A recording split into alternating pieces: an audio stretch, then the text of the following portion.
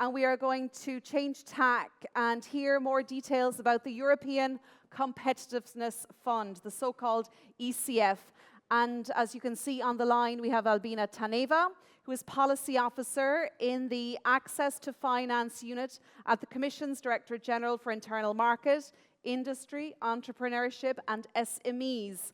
And your unit, the Access to Finance Unit, the mission is to steer policies for access to repayable forms of finance for industry, with a particular focus on SMEs, startups and scale-ups. Welcome, Albina, first of all, to Dublin.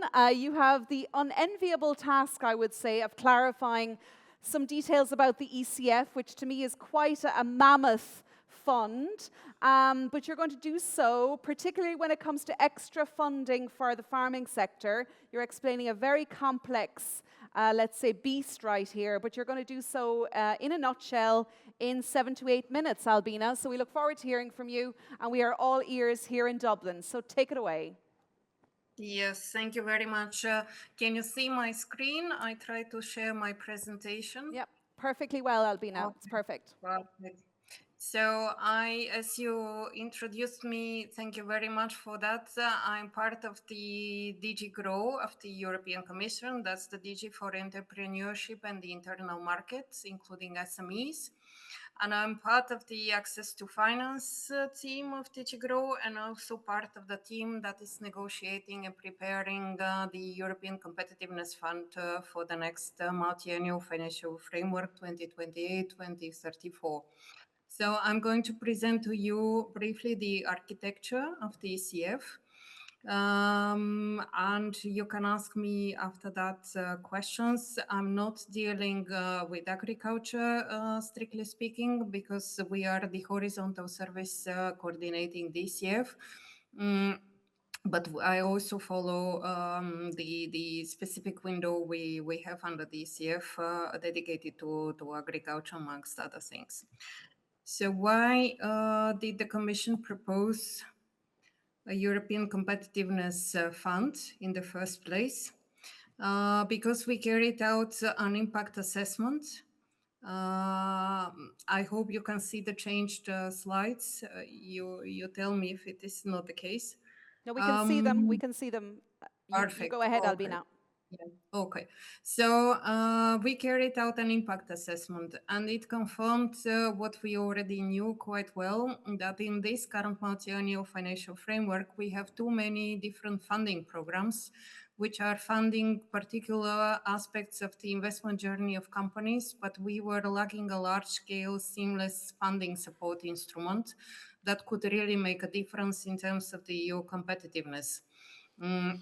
Also, all our instruments had different eligibility criteria, different reporting requirements, different application modalities, and they needed to be better linked amongst each other in order to provide for better tailored support tools to companies and to projects. We also were lacking flexibility in order to react to unforeseen changes or developments like the COVID crisis, like the energy crisis, just to name a few. And also in terms of support to companies, we were often very much lacking what we call support for scaling up of companies, as a result of which they were often reallocated to our other geographies like US or China, for example. So in order to address this, in the next MFF, in July last year, as part of the overall package for new MFF programs, the Commission put forward a very ambitious proposal for a European Competitiveness Fund, a novel tool that would combine 14 EU-level current funding programs. And you can see on the slide the budget that we have proposed. It is roughly 21% of the total MFF proposal that was put forward, amounting to a bit over 450 billion euros. with a tight link of the collaborative part of Horizon Europe program, and also a bit of contribution from the Innovation Fund, which is our budget and run from ETS revenues. I will talk about the windows a bit later when I touch on the architecture of the ECF, but in general terms, the key features that we aim to achieve with this novel ECF tool is, first of all, scale, because we aim to attract public and private investments and to enable with this above 450 billion euros, nearly 2 trillion euros in the EU economy in the next MFF. We also aim to achieve impacts and to have a very comprehensive toolbox that can be provided via grants, via financial instruments, budgetary guarantees, some industrial policy tools, and also public procurement. We also aim to support the seamless investment journey of companies from the innovation demonstration phases to manufacturing deployment of different technologies and also scaling up. With the 14 different programs that are brought under one single umbrella, we also aim to achieve a single rulebook, single set of criteria, a single way to apply for financing. We aim also to achieve policy coherence because the ECF will work closely with the national and regional partnership plans, part of which will be also the common agricultural policy in the next MFF. And last but not least, we aim to be more agile and also more flexible in order to react to changing circumstances. This is an illustration of the Competitiveness Fund architecture. As you can see, one of the four policy windows that we are proposing encompasses also agriculture, also biotech and bioeconomy. So we have, as you can see on the slide, four policy windows. One is dedicated to clean transition and industrial decarbonization. The second one, which is relevant for our discussions today, is agriculture, biotech, health, and bioeconomy. We have also a digital leadership policy window and also resilience, defense, and security. We will support through these four policy windows the whole investment journey of companies, as I mentioned, from the infrastructure and deployment to manufacturing, scaling up innovation and also research activities. We also aim to continue the current InvestEU instrument, which is a budgetary guarantee provided by the EU budget to underpin loans and equity investments into companies. And this InvestEU instrument can underpin any of the four policy windows that I mentioned. There will be a particular focus on SME support and also on skills development. And as mentioned, there will be common rule book with single set of criteria and also common governance. I will not spend too much time on the details of the legal proposal that was put forward. Only worth mentioning that there is a possibility to attract to the 451 billion euros presented on the previous slides, also additional resources from other EU programs, but also from member states and even from third countries. There is also a possibility for blended finance, which means that companies can receive both grants and loans or equity support combined, depending on their needs. There is also the possibility for certain projects or investments which are important for the EU competitiveness to get a competitiveness seal. And if the competitiveness fund cannot fund them alone for the lack of resources or some other reasons, they can also be reviewed for financing with priority by member states. There is also possibility to introduce EU preference in certain areas when they are deemed important for the EU competitiveness, resilience, or strategic autonomy, and to say that for manufacturing support, for example, companies or investments should be located exclusively in the EU.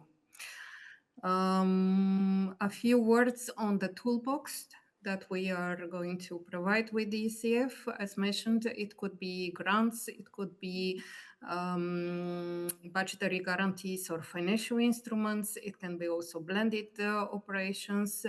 It could be also via novel industrial policy tools that we are proposing. And these novel industrial policy tools could, we call it single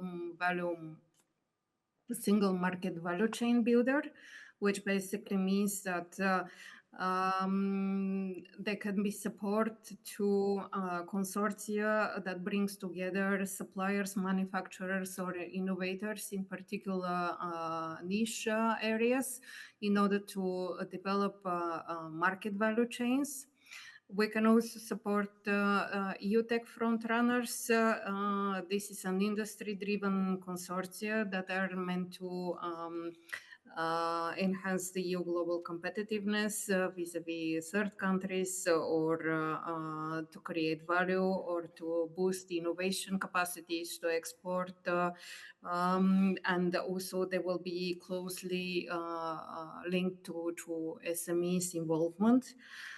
We can also provide support for production ramp-up actions, where, for example, there is a need for a rapid acceleration of EU production. I can give you an example. It's not from agriculture, but you are certainly aware about the discussion of critical raw materials and batteries, where the EU needs to step up efforts. And we can also top up projects of important projects of common European interest in order to get the better financed. A few words on a few accompanying actions we have in addition to the grant and loan or equity support. We can also provide for project advisory, which means basically modeled around the current InvestEU advisory support that we provide, support for identification, development, structuring of projects or investments, and also capacity building of final recipients or different players along the value chains. Certain market development activities like studies, market intelligence. We can also support different business services like matchmaking with private investors or improving the literacy of entrepreneurs in different areas. We will have dedicated, as I mentioned, actions to SMEs because we realize that they are and acknowledge they are the fabric of the EU economy and account for a quite large share of the jobs and growth potential. We have also possibility for skills development, and there will be a single beneficiary service desk for concentration of information. And lastly, I would mention that there will be a very close link with the Horizon Europe program, and especially the collaborative research part of the future Horizon Europe, which mirrors the four policy windows that I showed on the previous slide. And we will have one single work program, common governance, and also a possibility to complement very closely activities and collaborative research with the deployment later on on the market. And very finally, a word on the InvestEU instrument. It's a budgetary guarantee, which means that certain amount of the EU budget is set aside to de-risk the financial system, the banking sector in the EU. We work with the European Investment Bank and the European Investment Fund, but also with a number of national promotional banks and institutions. From Ireland, for example, SPCI is very active implementing partner under the current InvestEU. So you see on the slides the amounts, the minimum amount which is being proposed is 17 billion euros with possibility for additional contribution reaching up to 70 billion euros. It can underpin lending and equity investments from banks or equity fund managers into companies. And it will have a dedicated scale-up facility in order to allow for growth capital into promising, fast-growing, innovative companies, and also will be again in open architecture, not only to the EIB group, EIB and EF, but also open to national promotional banks and institutions. This is what I wanted to present, and thank you very much for your attention and open to questions. Thank you very much indeed, Albina. I will just go very briefly just to one question, if I may. Thank you very much indeed. That was a very detailed and a very dense presentation. Just to say that I saw a lot of people taking perhaps photographs of the PowerPoint. That, of course, will be available on our website because there's a lot of information there to absorb. But very quickly, Albina, you spoke about a seamless investment journey, something that has been the fil rouge, I think, during the course of the day. Could you perhaps, in 2 or 3 sentences, quite succinctly, tell us how you can guarantee that this new ECF, this new competitiveness fund, will ensure a seamless investment journey? I'd be interested just your quick thoughts on that, please. Yeah, I mean, in the current MFF, we have seen a lot of anecdotal evidence for companies that go for to one funding program to receive a grant, for example, and then to another funding program to receive equity financing or a loan for their investments. Then they also go to Horizon, for example, in order to benefit from research and development activities.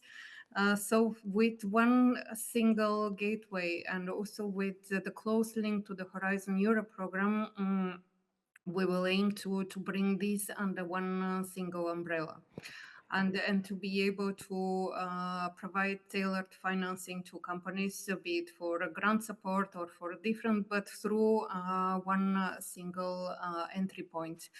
And also, we were already starting to think how the ECF implementation would look like as of 1st of January 2028, also in the area of agriculture.